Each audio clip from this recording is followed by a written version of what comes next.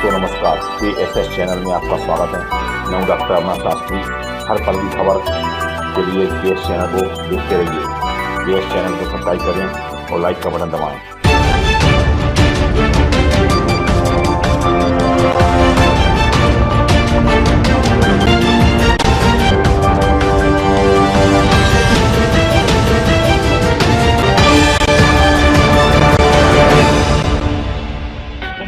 मैं हूँ doctor Amarnath Shastri. King singer समाचार चैनल के में चैनल है, इसको लाइक और शेयर करें और दूसरों को भी शेयर और लाइक करवाएं। मैं हूँ doctor Amarnath Shastri. King singer समाचार के इसमें आपका स्वागत है। कल दिवस भोपाल में PC शर्मा पूर्व मंत्री ने अपने उद्बोधन में कुछ कहा। देखिए पूरी रिपोर्ट क्या कहा उन्होंने।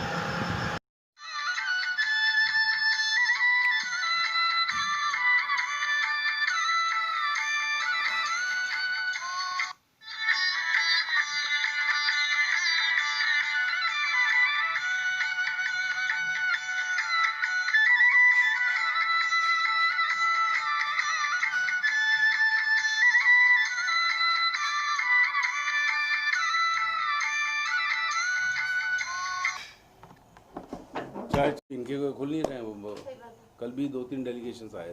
बता दिए कि परीक्षा कब है। ऐसे में छात्र बड़े परेशान हैं। परीक्षा की तैयारी करे नहीं करे, क्या भविष्य रहेगा, फैसला ही नहीं कर पा रही है सरकार। इस बात को बहुत ही क्लियर करना चाहिए और मांग जनरल प्रमोशंस की है चारों तरफ से।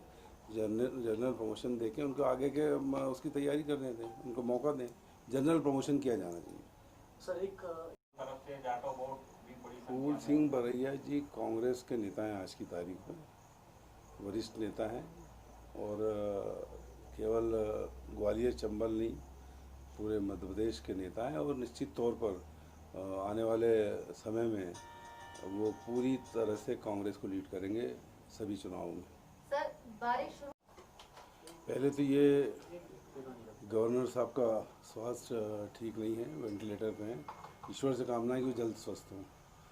लेकिन इस बीच जब गवर्नर साहब अस्वस्थ हैं और गवर्नर हाउस में कोरोना हुआ था उस समय और कई लोग संदिग्ध पाए गए थे, ये भी एक सोच का विषय है कि कहीं गवर्नर साहब को भी यही बीमारी हो जब वहाँ पहुँचे तब तो नहीं हुई। तो मैं समझता हूँ इस बीच मंत्रिमंडल की बात और चर्चा करना ये बेईमानी है कि गवर्नर साहब जो ओहद दिलाएंगे उनकी तबीयत जब तक ठीक नहीं हो जाए इसकी चर्चा करना कहीं से भी उचित नहीं, अनुचित है।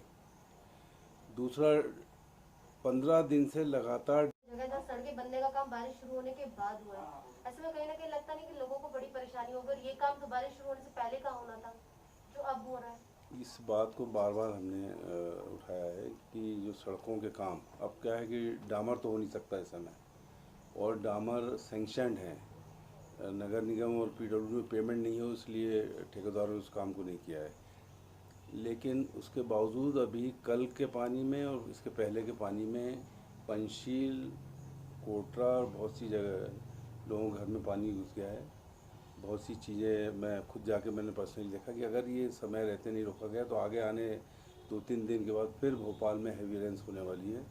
अभी ये 2-3 दिन मिले हैं, इसमें पूरे प्रिपरेशंस कर लें, नहीं तो कैजुअलिटी होगी, उसके लिए प्रशासन और नगर निगम जिम्मेदार होगा। और दूसरी बात यह है कि जो काम सैंक्शन है पूरा उसके भूमि पूजन पे अभी रोक लगी हुई है। मैं सोचता हूँ भूमि पूजन हो जाए, चाहे वो सोशल डिस्टेंस 4-5 आदमी के हिसाब से हो, वो काम शुरू हो जाएंगे तो उसमें बहुत से कंक्रीट के इस तरह के काम हैं जो अभी हो सकते हैं। इनके होने से आम जनता को उससे राहत मिलेगी और काम हो जाएंगे। दूसरा, हमने पूरे बड़ी दुकानें खोल दी, मार्केट खोल दिए, लेकिन जो छोटे लोग हैं चाहे वो हॉकर्स कॉर्नर के हों या जो विट्ठल मार्केट, न्यू मार्केट, कोटरा और BHL सब जगह जो मार्केट लगते थे, सब्जी मार्केट, इन पे रोक लगा दी है। उनका कहना भीड़ होगी। भाई बाकी जैसे कंट्रोल है इसको भी कंट्रोल करके इनको तुरंत खोला जाना चाहिए, चाहे हॉकर्स कॉर्नर हो या ये जो हाट बाज़ार हैं इनको भी तुरंत खोलना चाहिए। उसमें व्यवस्था करे जिला प्रशासन। लेकिन ये सबसे पीड़ित और गरीब आदमी है, इस पर ध्यान नहीं दे रहे हैं। आपने व्यापारियों को खोल दिए, इनके भी खोले, ये मेरी मांग है, तुरंत खोलें। जबकि इंटरनेशनल मार्केट में क्रूड ऑयल के भाव आधे से भी कम हो गए हैं, लगातार कम हो रहे हैं। तो सीधे सीधे आम जनता के जेब में डाका डालने वाली बात है।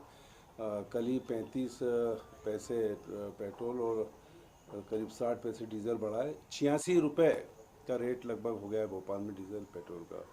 ये निश्चित तौर पर कोरोना महामारी के बाद जिन लोगों का काम नहीं बचा, बेरोजगार हो गए, बिजली के बड़े बड़े बिल आ रहे हैं, उस समय डीजल पेट्रोल के भाव और बढ़ाना, तो ये मैं समझता हूँ कि ये बहुत ही अन्याय है। और कांग्रेस पार्टी इसका घोर विरोध करती है कि ये कम से कम मार्च में जो रेट थे उसी रेट पे लाना चाहिए, क्योंकि इंटरनेशनल क्रूड ऑयल का भाव कम हो रहा है।